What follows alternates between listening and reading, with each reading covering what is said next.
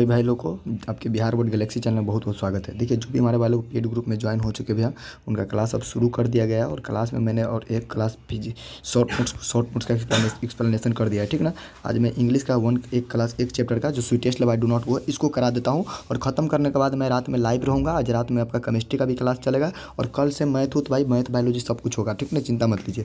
और आपको पूरे कराया जाएगा। तो जो भाई अभी भी पूरे एकदम बेहतर तैयारी कराया जाएगा भाई पेड ग्रुप में, पूरे नोट्स के साथ आपको 100% डाउट सोल्यूशन, वीडियो सोल्यूशन सब कुछ आपको बेहतर तरीके से तैयारी कराएगा। तो जो अभी भाई ज्वाइन होना चाहते हैं 6201359657 पे मैसेज करके व्हाट्सअप करके ज्वाइन हो सकते हैं, ठीक ना। चलिए जानकारी ले सकते हैं। अब आइए भैया, अब हम इसको समझाते हैं पूरे के पूरे एकदम बहुत, इसको हम ख़त्म करते हैं। अगर कहेंगे तो हम पूरा बुक के माध्यम से समझा देंगे, लेकिन बुक भाई पढ़ने से अच्छा है कि बोले इतने पढ़िए, क्योंकि इतना ही पढ़ना पड़ेगा, ठीक ना। आपको कितना भी बुक पढ़ लीजिएगा लेकिन याद इतना ही रखना पड़ेगा, आपका ऑब्जेक्टिव इतने से बनेगा, ठीक ना। चलिए इसको समझाते हैं भैया। आइए पूरा इसको निकलवा लीजिएगा। ये पीडीएफ जो ग्रुप में पेड ग्रुप में दिया गया है, जो भाई ज्वाइन होना चाहते हैं नंबर पर कनेक्ट करके ज्वाइन हो सकते हैं। अभी भाई बिल्कुल अभी लोएस्ट प्राइस से आप ज्वाइन कर लीजिएगा। और जो ज्वाइन है भैया इसको निकलवा लीजिएगा पीडीएफ। आइए इसको समझाते हैं क्या कहता है, ये समझाते हैं। देखिए क्या कहता है, सुनिए। देखिए इसका भैया क्या है, देखिए क्या दिया चैप्टर का नाम है sweetest love I do not को। स्वीटेस्ट लव मीन्स होता है प्रियतम महबूबा, आई डू नॉट को अपने वो जो अपना वाइफ से कहता है कभी कि ऐसा बात मैं तुमसे दूर नहीं जा रहा हूँ, कभी समझाता है, ठीक ना।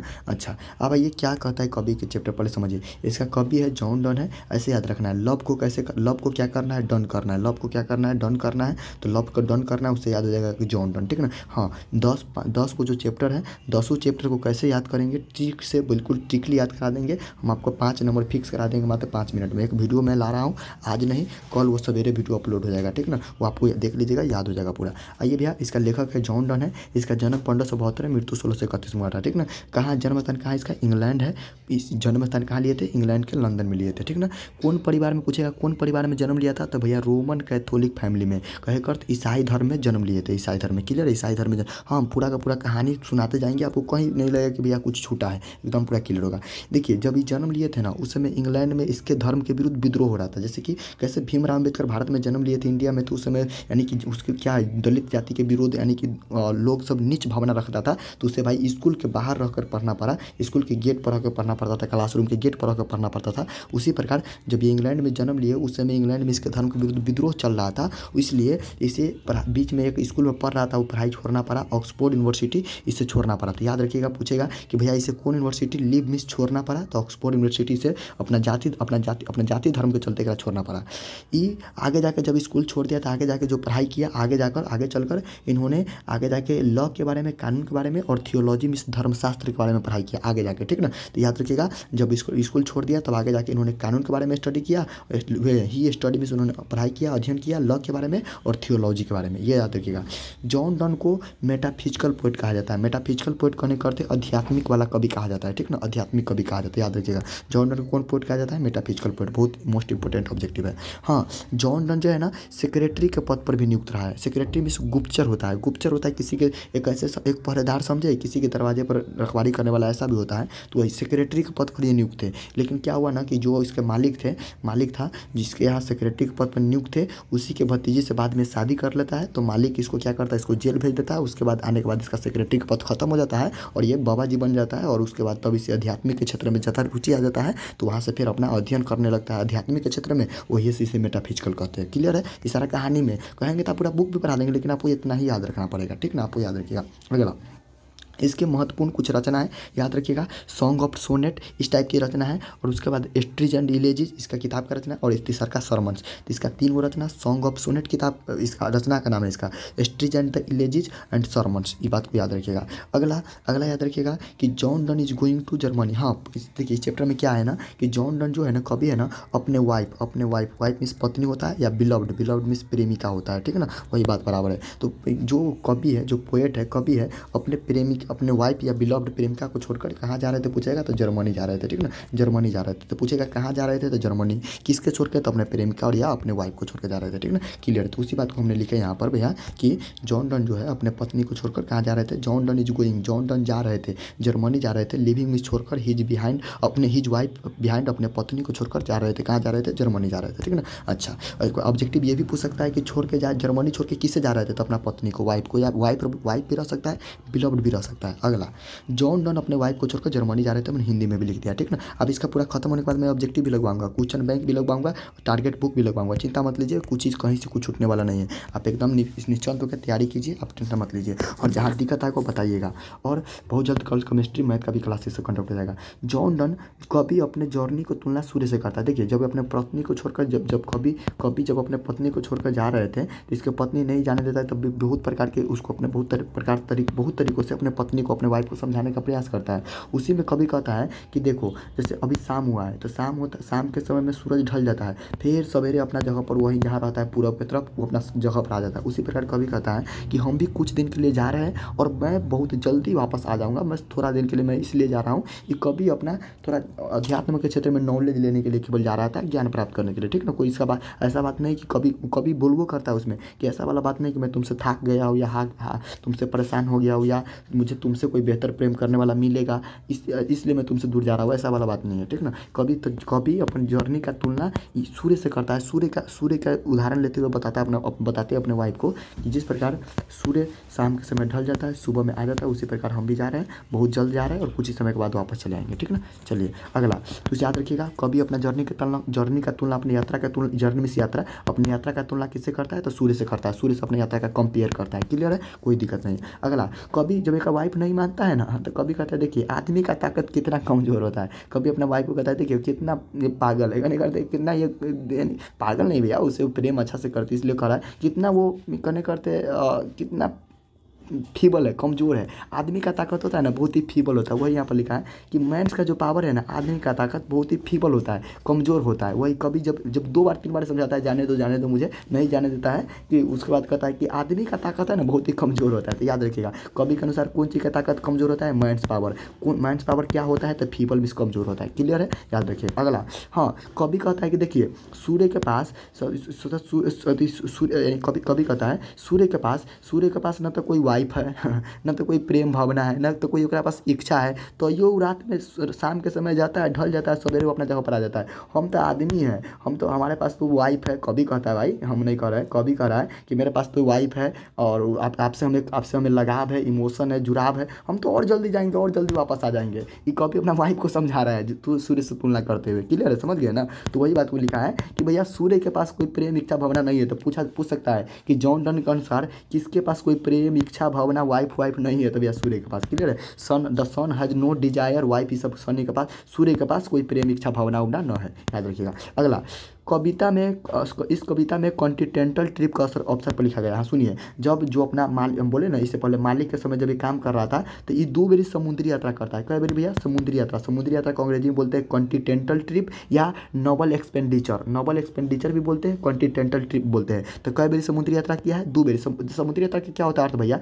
कहने करते हैं पहले अभी ना रोड आ गया तो सीधे मोटरसाइकिल उठाते और उड़ाते हुए कहीं से कहीं चल जाते हैं। पहले भाई ट्रेन बस ये सब न था, पुराना जमाना है, बहुत पुराना है, तो केवल समुद्री मार्ग था, यानी कि जहाज था, उसी से आवाजाही करता था। तो वही बात है, उसी जमाना की बात है। मालूम इसका जन्म कब है, 1572। सोच सकते हैं कब का बात है, तो 1572 से 1631 के बीच में। तो उस समय ये सब जब सड़क का रास्ता नहीं था, तो वह समुद्री से यात्रा आवाजाही करता था। तो आपको याद रखिएगा कि 2 बारी समुद्री यात्रा किया है।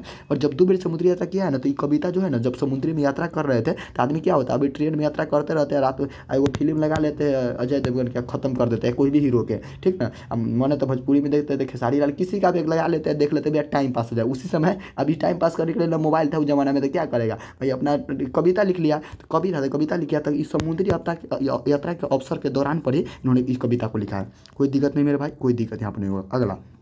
अगला याद रखिएगा कि कभी 2 बार समुद्री यात्रा किया है। जॉन डन 42 वर्ष की उम्र में पादरी बन गया। पादरी का पद क्या होता है, ऑर्डिनेशन इस पादरी। जैसे देखिए, मठ में, हिंदू धर्म के मठ में पूजा कराने वाले को पुजारी बोलते हैं, मुस्लिम धर्म में पूजा कराने वाले को क्या बोलते हैं, उसे हम बोलते हैं मौलाना, बोलते हैं ना मौलाना। उसी प्रकार ईसाई धर्म का जो चर्च होता है, चर्च में जो पूजा कराता है भैया, उसे पादरी बोलते हैं, ठीक ना। देखिएगा तो माथा पर हरा कलर का बांधा रहेगा और वहाँ पर चर्च टाइप से पूजा करेगा। बहुत ही अच्छा स्थल, धार्मिक स्थल ईसाई का, ठीक ना। हाँ, जैसे गुरुद्वारा भी वहाँ पर बहुत ही गजब तरीके से होता है, आप जाइएगा सकते, देखिएगा कभी। तो इस प्रकार से अथी चर्च में पूजा, मठ में पूजा कराने वाला बाबा जी होता है, मस्जिद के लिए मुस्लिम धर्म में मौलाना होता है। उसी प्रकार से ईसाई धर्म में क्या होता है, पादरी होता है। तो वही 42 वर्ष की उम्र में ऑर्डिनेशन का पद ग्रहण कर लेता है 1615 ईस्वी में। क्लियर है, कोई दिक्कत नहीं।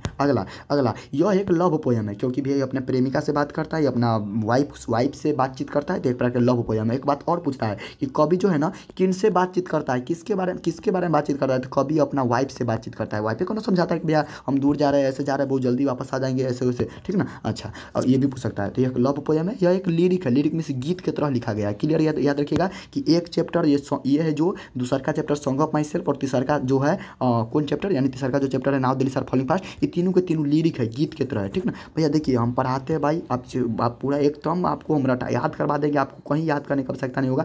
थोड़ा सा केवल ध्यान दीजिएगा, एक बार इस बुक को पढ़िएगा, आपका एक भी ऑब्जेक्टिव नहीं छूटेगा, आप पूरा याद भी रहेगा। हम जिस प्रकार आपको बताएंगे केवल कवर करते जाइएगा, 110% कवर हो जाएगा भाई। और एकदम लगेगा भैया ये तो हलवा है, अब तो पूरा माइंड में बैठ गया। हम पूरा ऑब्जेक्टिव भी कराएंगे, इसका 2 नंबरी 5 नंबरी सब कुछ होगा। आपको केवल पेशेंस बना के काम करना है। और भैया जो ज्वाइन होना चाहते हैं भैया, फिजिक्स केमिस्ट्री सबकी हम कराएंगे तैयारी, आप ज्वाइन हो जाइएगा नंबर पर कनेक्ट करके, ठीक ना। नंबर फिर एक बार बोल देते हैं 6201359657 भाई। पिछला बार हमसे 3600 प्लस 3605 है, ये 57 है, 3600 प्लस स्टूडेंट ज्वाइन होकर पढ़ा था भैया। 400 हाईएस्ट नंबर, 472 नंबर मेरा लाया है, छपरा का एक भाई है। 468 मेरा लाया, 468 नंबर भी लाया है। 470 नंबर भी मेरा ही भाई लाया है। और उसके बाद क्या कहेगी 462 55 इतना तक लाया है। तो आप भी मेहनत कीजिए, एकदम शुरू से आप एकदम लग जाइए। और बाकी आप नोट्स के लिए, गेस्ट के लिए, सबके लिए चिंता मत लीजिए, जितना कराया जाएगा केवल उतना दिमाग से कर लीजिएगा बस, ठीक ना। हाँ, एक बार ना समझ आए दोबारा देख लीजिएगा। अगला, he is not tired of his beloved, ये कहता है कि अपना प्रेमिका से कहता है, बिलव्ड मीन्स प्रेमिका, ये अपना लवर मीन्स होता है प्रेमी, और बिलव्ड मीन्स होता है प्रेमिका। कभी एक अपना प्रेमिका से